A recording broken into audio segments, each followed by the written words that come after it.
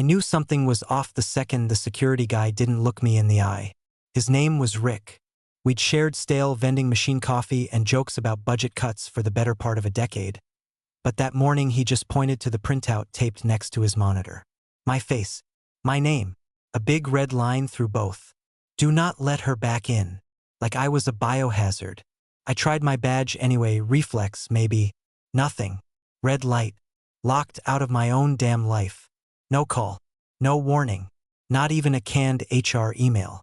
1 minute I was Senior Director of Integration, and the next I was just some woman with a picture on a blacklist, standing in a marble lobby that still had my fingerprints in its fiber cables. When the elevators opened, I saw that kid, Eli, one of the CEO's new hirelings, barely old enough to rent a car, rush out with that flinchy look like someone told him I carried a gun. He muttered, "They said you were resisting the merger." Like I was about to climb the walls or start foaming at the mouth. I wanted to laugh. I didn't. I just stared at him until he turned pink and scurried back upstairs like a roach that smelled Clorox. Funny thing is, they forgot one detail. The hard drive. I always kept my external tucked in my tote. Habit from back when the servers went down mid-due diligence in 2017. Nobody asked for it when they boxed up my things. I grabbed my coat, my thermos, and walked straight past Rick. He didn't stop me. I think he knew this wasn't going to end the way they thought it would. And if you've made it this far, take a second and hit that subscribe button and like the video. I know 97% of folks listen without subscribing, but it really keeps this channel alive and means the world to the team. Alright, back to it. I didn't drive home angry. I drove home numb, like my blood knew something before my brain caught up. I kept running the timeline back in my head. When the tone shifted in the exec meetings, when the new COO started calling compliance old-world hand-wringing, when they cut the systems testing phase from 3 weeks to 4 days because speed equals value. The writing was there. I just hadn't read it out loud yet. At the house, I dropped my keys, poured some of the stale gas station coffee I never stopped buying, and sat on the floor of my office like I used to before we got real furniture. I opened the tote, pulled out the drive, plugged it in. And there it was, tucked in a folder I'd labeled years ago in a fit of paranoia, Failsafe M320 Final, the last version of the merger clearance form, and signed, unexecuted, undelivered. They thought I left empty-handed. They had no idea I walked out holding the only thread keeping their $320 million dream from snapping in half. The moment I clicked that folder, Failsafe M320 Final, I felt it in my gut. Like a pressure drop before a storm. Everything I had built for that merger, every stitch and seal in the system architecture was right there. Unsent, unlinked, untouched.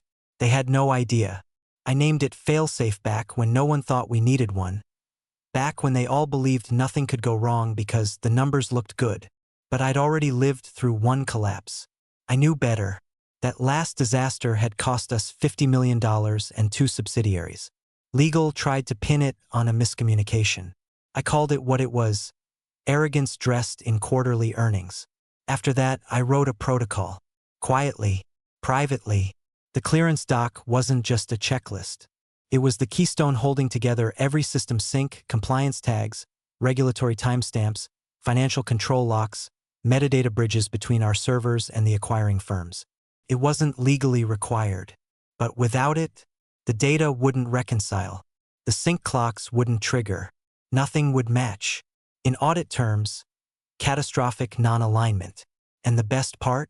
No one ever bothered to ask how it worked. They trusted it because it always did. I scrolled line by line through the doc. Color-coded entries, custom macros, even an old password key for the dormant patch console buried in the back end. Because if the acquiring firm spotted a misfire, this form contained the fix. They didn't even know they needed it. Their mistake wasn't firing me. Their mistake was assuming that silence meant weakness. I started duplicating the drive, 2 encrypted backups, one to my offline vault, one to a cloud vault under an alias I hadn't touched in years. Then I opened my old laptop. Not the work-issued brick they made us carry, but the one I bought myself, the one that never connected to company Wi-Fi. That's where the original systems map lived. The real one. Not the glossy version they show investors with all the pretty dashboards, but the skeletal one, the veins and arteries of the whole operation with its bugs, patches, manual overrides, and unresolved flags. Then I called Joanna. She was my attorney for the past 5 years, handled my mother's estate, my real estate trust, and the LLC I set up just in case. No lawsuits, no scorched earth, just protection, documentation, timing. "I'm guessing this isn't about probate," she said when she answered. "What happened?" "They blacklisted me. No notice, no severance. Posted my face at the security desk like I was a criminal." Pause. "And they think you walked away clean?" "They do. And you didn't?" "I walked out with the detonator, Joanna." Another pause, longer this time. Then, "I'll clear the afternoon. Let's meet." I hung up and opened my personal email. 3 messages from friends still inside. None saying much, but all loaded with subtext. "Wasn't right what they did. Merger kickoffs already glitching. I'd stay out of sight if I were you." I didn't reply. I didn't need to. The wind was already changing. And in that quiet moment, I wasn't afraid. I wasn't angry. I was ready. It started with a red flag in the transaction audit queue, one mismatched timestamp between our asset register and the acquiring firm's reconciliation portal. Should have been nothing. A back-end sync delay. Happens. Except it wasn't one mismatch. It was dozens. Then hundreds. Versioning errors. Duplicated entries. Phantom files with old authorization metadata that should have been wiped weeks ago. At 9:17 a.m., a junior compliance officer flagged the issue. By 9:31, legal was on the phone with the acquiring firm's counsel, trying to explain why entire branches of due diligence documentation were either corrupted or missing key sign-offs. Signatures that had supposedly been finalized last Friday were showing as pending or incomplete in the system. Contractual dependencies, the interlocks that proved the merger met regulatory thresholds, weren't aligning with the export logs. The acquiring firm's associate general counsel kept repeating one phrase: "We need the final systems certification. You did file that, correct?" Nobody had a clean answer, because the answer was no. At 10:02 a.m., someone pinged a now-disabled internal profile, mine. My old handle, the one only used on back-end clearance requests, never public-facing. It bounced. An IT analyst named Travis. Nervous? Overworked? Maybe 2 years out of college. Spoke up in a stand-up meeting, voice cracking as he said, I don't think the sync protocols were finalized. The system's referencing placeholders. Someone was supposed to consolidate the compliance layers before last night's push." Silence. "What do you mean, supposed to?" Travis adjusted his glasses, looked down at his screen, and didn't answer. In another room, legal pulled the project architecture logs. It was all there. My name next to every critical protocol layer, every multi-system sync procedure, every control sequence. No signature past Monday. No activation event. No authorization token. "She was fired this morning," someone said quietly from the back. That someone was Julia, one of the new VP's executive assistants. She didn't look up when she said it, like she knew the weight of what she'd just dropped. The room didn't explode, but it imploded. Quietly. The kind of silence that fills vacuum space. CFO's neck flushed purple. Legal muttered something about breach exposure. The VP who championed my exit went pale. He started to say something, then stopped. And that's when people began moving. Frantic emails flew. Chat threads lit up. IT tried to manually override the sequence, but every patch flagged a dependency chain that traced back to me. A missing code token, a deactivated credential, a protocol chain I never unlocked. By noon, a third-party audit request came in from the acquiring firm. By 12:17, one executive whispered what the others wouldn't dare say out loud. Without that clearance, this whole deal's a ghost. The hunt had begun. The CFO's office looked like a crime scene by 1:45 p.m. Papers everywhere, ties loosened, voices clipped and sharp. He had 4 analysts combing every shared drive, every Slack export, every archived email thread I'd ever touched. Legal was camped out in the corner, cross-referencing integration protocol chains like they could piece the plane back together midair. Someone even pulled the last 12 months of version control logs and tried tracing dependency handoffs by timestamp. It didn't help. It just made one thing excruciatingly clear. There wasn't a single successful merger task that didn't intersect with something I'd built. The checklist surfaced around 2:12 p.m. A PDF, still in draft status, sitting unlabeled in a private folder I'd shared with one person only, the chief compliance officer, who, as it turned out, was on vacation in Turks and Caicos. No one else even knew the folder existed until an intern stumbled across it in the metadata scrape. They opened the file. Title: M320 Systems Clearance. Final Activation Protocol. It was dated, annotated, structured like an ops Bible. But the bottom of the last page was empty. No signature, no timestamp, just a blinking cursor and a blank field labeled Final Human Verification. Authorized integrator only. They stared at it like it might fill itself in if they looked long enough. She never signed it, the CFO said flatly. No signature, no clearance. The acquiring firm has nothing. Someone, probably from procurement, tried to deflect. I mean, can't IT just backdoor it? Run the flags manually. One of the senior engineers shook his head. She hard-coded a validation sequence into the system clock. It syncs to a hash generated by her credential set. No override. You can't spoof it without tripping the audit watchdog. So what you're saying is, the CEO began, his voice hollow, we can't finalize the merger? No one answered. No one had to. Legal leaned forward, voice tight. Can we call her? All heads swiveled. Some hopeful, some ashamed. The CFO's jaw flexed. He didn't look up. HR was the one who said it out loud. We posted her picture at the front desk. It said, "Do not admit." Security read it like a threat tag. Silence. Legal's face tightened. You blacklisted the one person who could save this? She's not going to talk to us. HR added quietly. Not after how we did it. In another room, someone tried pinging her inactive company email. It bounced, of course. Another tried texting her work phone. Voicemail. The executive assistant suggested calling from a private number. Maybe she'll pick up if she doesn't know it's us. She didn't. By 3:04, the acquiring firm sent a formal notice of concern. Potential material irregularities in back-end integrity. Requesting immediate compliance verification or suspension clause will be considered. The CFO took off his jacket, slumped in his chair. We're dead in the water. One of the interns, bless her, whispered. She built the whole thing. Why didn't someone make sure? And legal, without looking up, answered. Because we assumed she'd fall in line, that she'd keep doing the work even after we erased her name. They all sat in that room, surrounded by systems they didn't understand, held hostage by a woman they'd made a ghost. Regret filled the air like smoke. But it was too late to evacuate. The 72-hour suspension hit just after sunrise the next day, tucked in a bullet-pointed email from the acquiring firm's general counsel. Plain language, cold tone. Due to unresolved integration inconsistencies and lack of certified back-end clearance, we are exercising Clause 14.2, Material Systems Integrity Risk. All forward activity is paused pending verification or resolution. 3 sentences.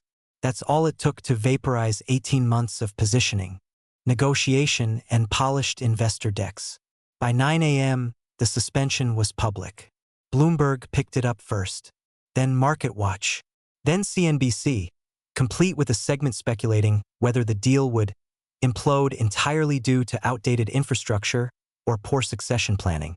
The term invisible architect started trending on Twitter, though no one knew who they meant yet. Stock dropped 18.4% before lunch. Internal Slack channels were locked down. PR issued a vague statement about technical misalignment and pending process confirmations. But it didn't matter. The smell of rot was already in the water.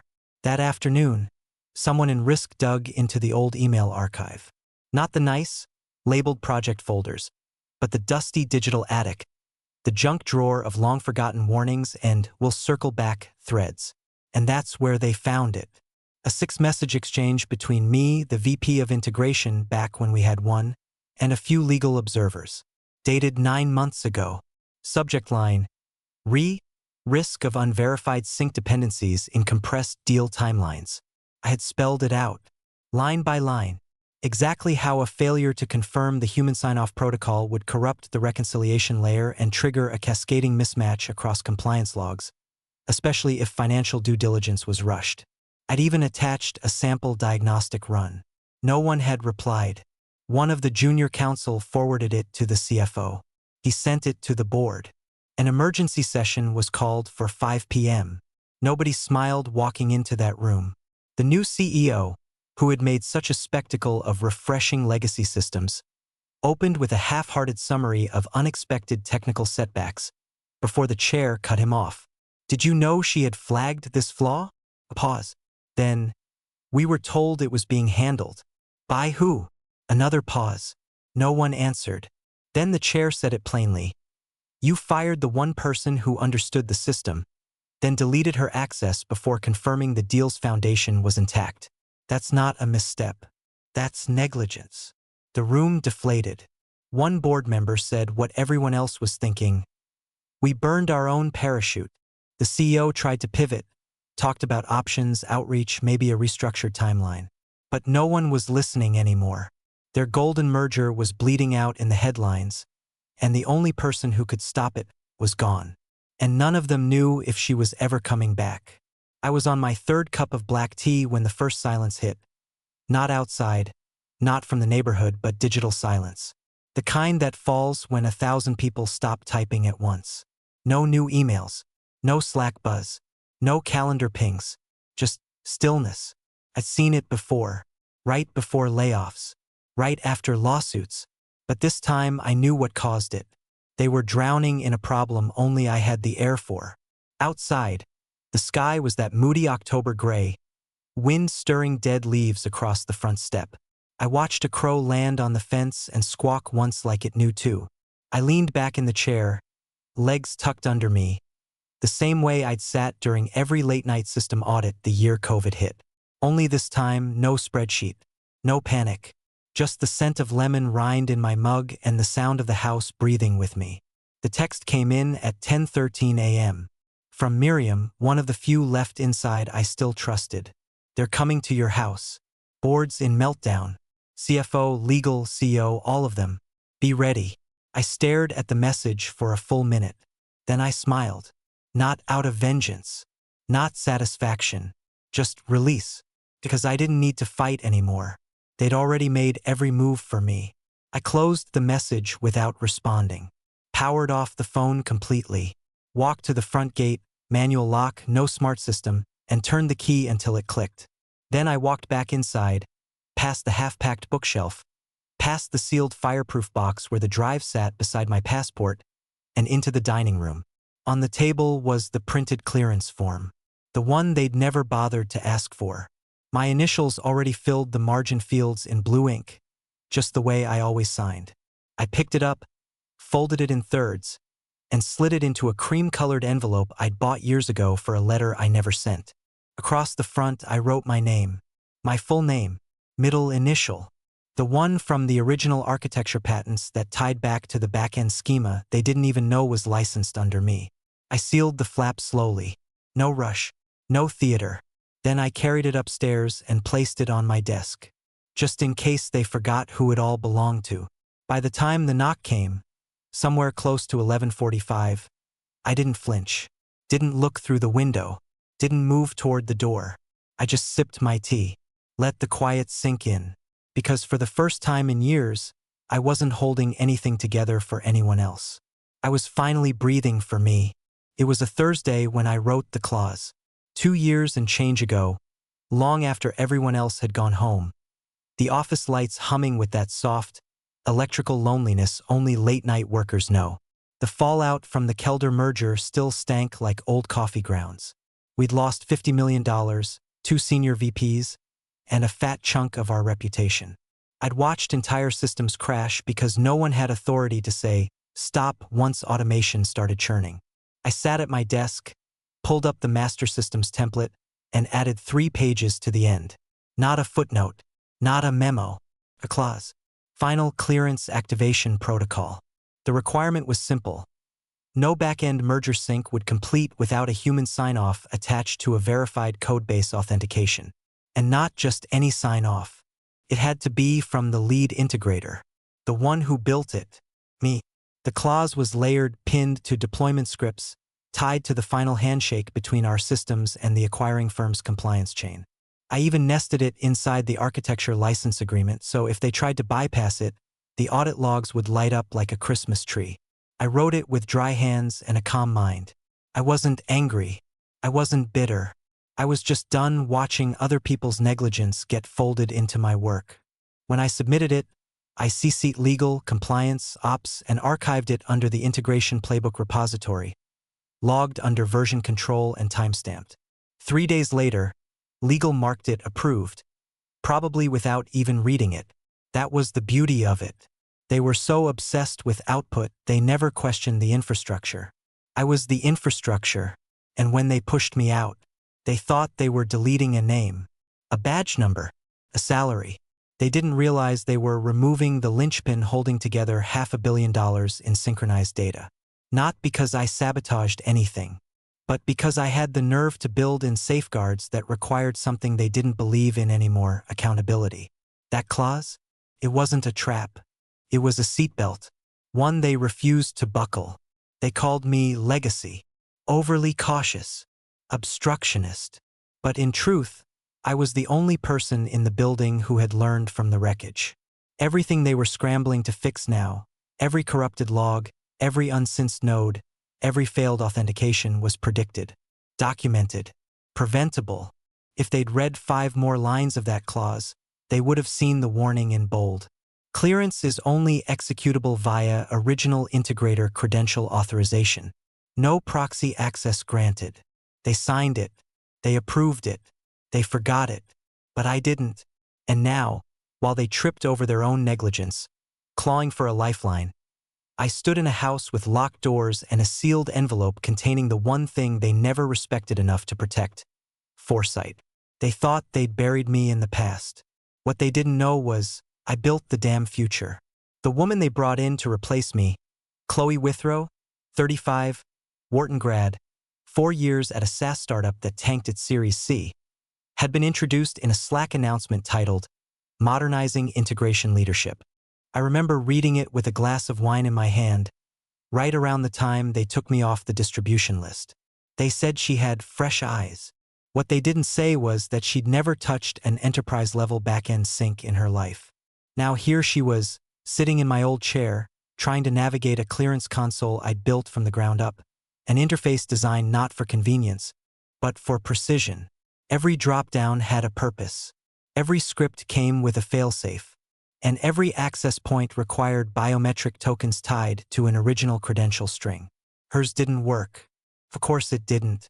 The console didn't recognize her. To it, she didn't exist. Reports say she tried 6 times. Then she called IT. They tried spoofing the credential chain, tripped the watchdog protocol, which auto-disabled access for 12 hours. The panic started small, just Chloe messaging urgent to 5 different execs. But by 11:17 a.m., the acquiring firm's team had gone dark.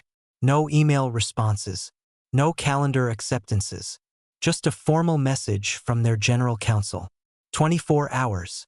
Deliver all clearance documentation and audit chain integrity verification. Or we walk. No room for ambiguity. No room for ego. Inside the office, they scrambled.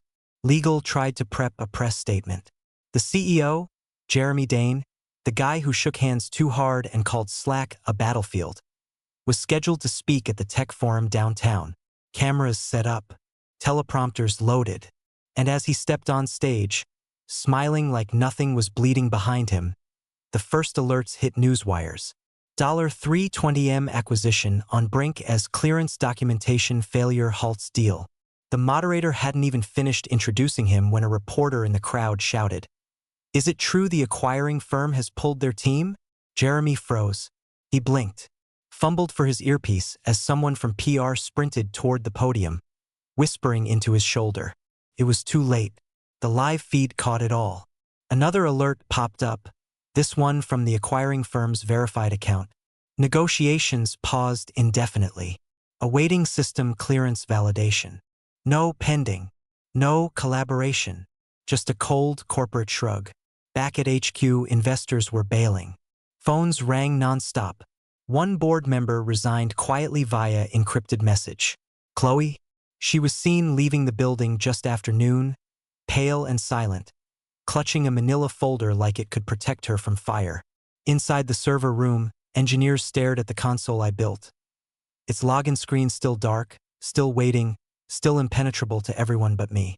They had 24 hours to deliver a miracle. But I had already taken mine with me. They arrived just after 2. 3 black cars, parked with quiet urgency like they were trying not to look desperate. But desperation has a smell. You can't Febreze your way out of ruin. The CFO stepped out first. Tie loosened, hair matted from where he'd clearly been pulling at it. Legal followed, clutching a leather folder like it was the last parachute on a burning plane. And then Jeremy Dane himself, looking 10 years older than he had on that stage yesterday, hands buried deep in his coat like he was trying to shrink into the lining. They walked up the path like they still had authority. Like the building badges they canceled meant anything now. The doorbell rang once, twice.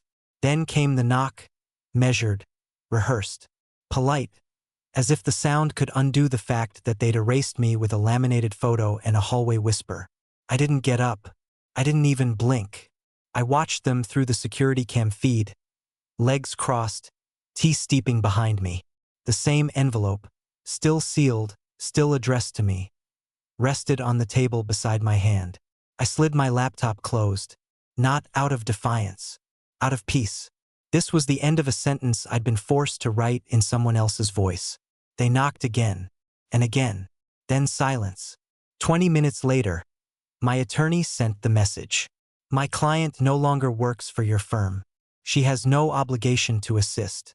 She reserves the right to discuss her experience. Publicly. No threats, no demands, just legal truth, folded neatly in a digital envelope and dropped on their doorstep like a reverse eviction notice. By 5 p.m., the acquiring firm officially terminated the merger. By 5:14, I updated my LinkedIn. Former Director of Integration. Architect of the $320 million merger that never was. Nothing more, nothing less. It went viral before dinner. Tech reporters started calling me the ghost in the system. Analysts wrote think pieces on the risks of institutional arrogance. VC firms whispered my name like it was a cautionary tale and a prayer rolled into one. And the best part? I never raised my voice, never burned a bridge. I just walked out the front door and locked it behind me. Funny thing about doors. Once they're locked from the inside, not even money can open them.